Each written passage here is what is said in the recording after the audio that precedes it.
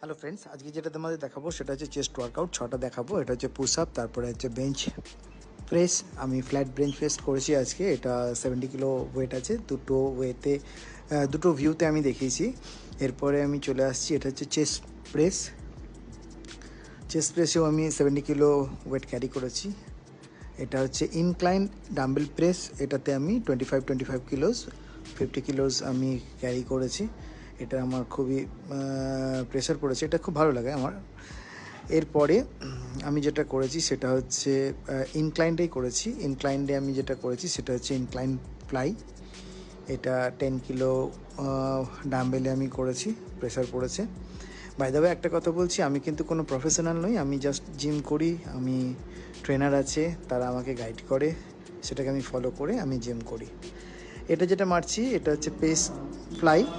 এটাতেও কিন্তু একটা হেভি ওয়েট আমি মেরেছি।